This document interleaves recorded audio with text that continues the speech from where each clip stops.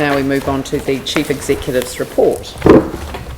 Over to you. Thank you. Given that it's so close to the end of the year, there's not a lot of new information in the report, but just highlight that in the last month in particular there's been a focus on the levels of service and performance to ensure that we're meeting our targets and expectations by year end. We're on target to meet 85%, with a forecast tracking at currently around 88.5%.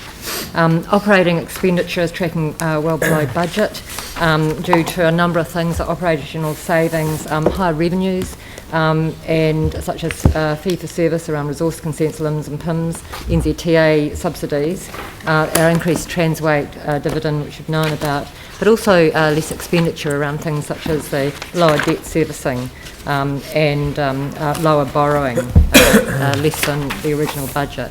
Capital expenditure year to date is still well behind budget, as it has been tracking all year, but actually we've probably had one of our better months in terms of capital expenditure, and the growth over the year has actually increased as well. So that's because of that focus on getting through our capital expenditure, and we hope to see that, well, we will expect to see that continue in the months ahead as well. So I'm open for questions around the report, if there's anything in particular that people want to raise. Any questions? Jimmy. Oh, thank you. Yeah. On page 26, the health and safety issue, I know you have another the item, discuss this, but I'm just concerned the abuse rate and assault, in May compared to April increased a lot. What's the rationale? Yes, whether it's due to the restructuring or, and also whether regarding to the kind of serious harm, have any affected by this abuse or assault? Thank you for that. So there is another item, as you know, in the order for the report. We've really focused on increasing reporting around these things, and particularly around abuse, threat and assault. And so some of our frontline people are affected by that. Some of the work that's on hand as well is that, for instance, our parking wardens now have the little videos so that they can actually monitor that, and that when there's a significant concern we can actually report that directly to the police. So some of it's about increased reporting, but some of it is about our frontline staff are constantly at risk of abuse and incidents that are of concern. Okay, thank you. Thank you. Phil? Thank you, Caroline. I just want to ask you on page 19 in terms of the operational results, and you referred to favourable monies coming in from higher NZTA operating their subsidies. I just want to ensure that given that some of our cycleways projects have required further consultation, that in fact we're not going to be behind in terms of receiving the NZTA subsidy through the government's urban cycleway fund. I just want to make sure of that. Yes, I might ask Dave to respond to that. I'm pretty sure it doesn't.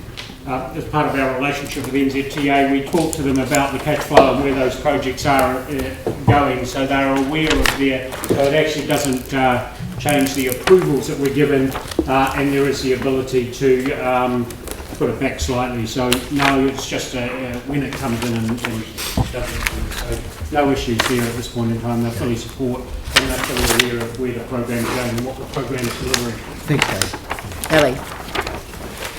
Oh, sorry. Yes, I had a question over the abuse, threat and assault as well, and I'm sorry, I found that a little hard to hear. So forgive me if I'm repeating something. That's a massive jump. It's the jump. And I heard what you said about reporting increasing, but has the reporting only just started to be encouraged, or because to go from 2 to 14 and to have 14, which is nearly half what was the total for the previous year reporting period, is significant. So I needed a bit more on that. Look, I think it's a combination of things. I think it is about better reporting, and because we now track it, but I think it is also that people are stressed, and there's a lot more of inappropriate behaviour that particularly our frontline staff are seeing and experiencing. Right, okay, thanks. Glenn? Oh, thank you. I just noticed the number of Lagoima requests for May amounts to about 2 a day. Was there any one particular issue? And it's mainly from, I think, residents as a total group, from which most of But the... surprised to see elected members in that group. Yeah, I'm not sure what that's about. But there's only one. It's actually not elected member, not Yes. elected members. Yeah.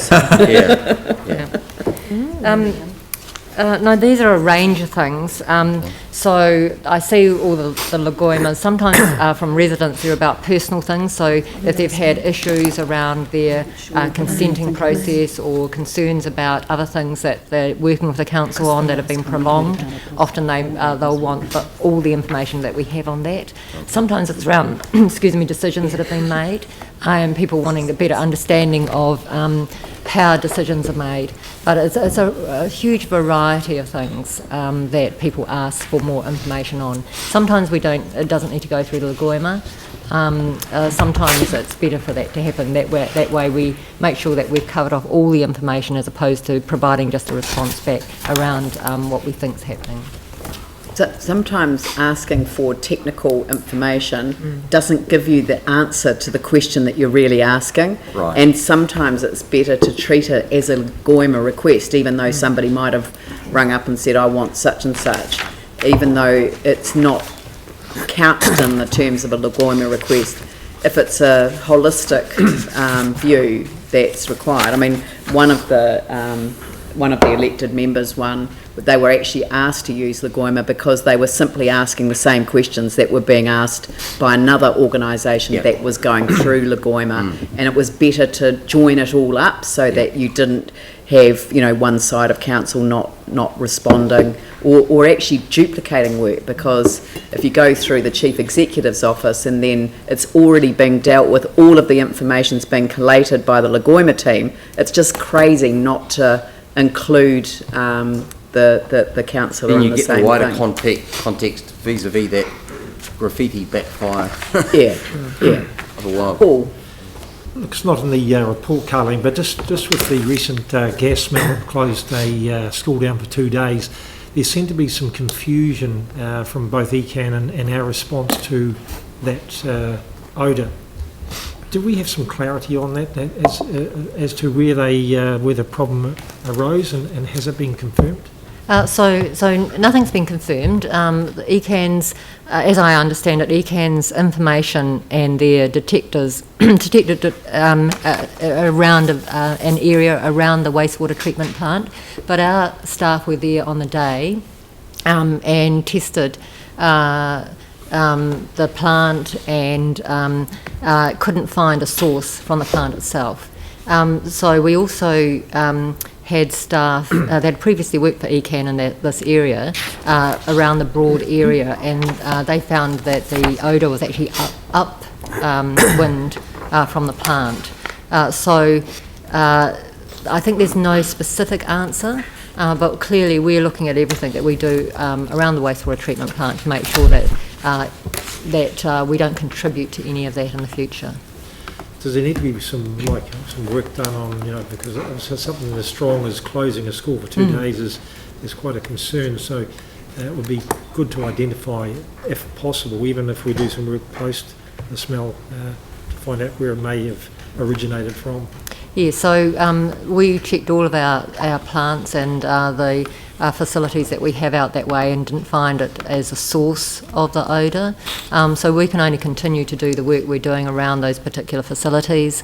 ECAN, of course, has responsibility for finding the source. So we're working closely with them, but there wasn't a specific facility or site identified. Okay, thank you. Pauline? Oh, just a really quick question on page 23 when you've got your Snap-Send Solve incident type, and I see that graffiti, well, the last couple of months were quite high, it goes up and down a bit, but we've also got the graffiti hotline, so is there a comparison to, are people moving towards Snap-Send Solve, or are they using both, or is there any work being done on that? It'd be quite interesting to see. I haven't made any comparison. We do know that online and Snap-Send Solve is actually increasing. Whether that's increasing the number of complaints overall, as opposed to cannibalising one from the other Yeah. is unclear. Okay. There are certainly in some other areas people more likely to use online and things like Snaps Then Solve as opposed to ringing the complaints line. Yeah, I think it'd be quite interesting to see how many are using the hotline as well. Yeah, we could that could Just out probably of be quite interest, easy yeah. to check. Thank you. All right, I'll move that the report be received. Do I have a seconder? Any Chen? I'll put that motion. All those in favour say aye. Aye. Those say no, that's carried.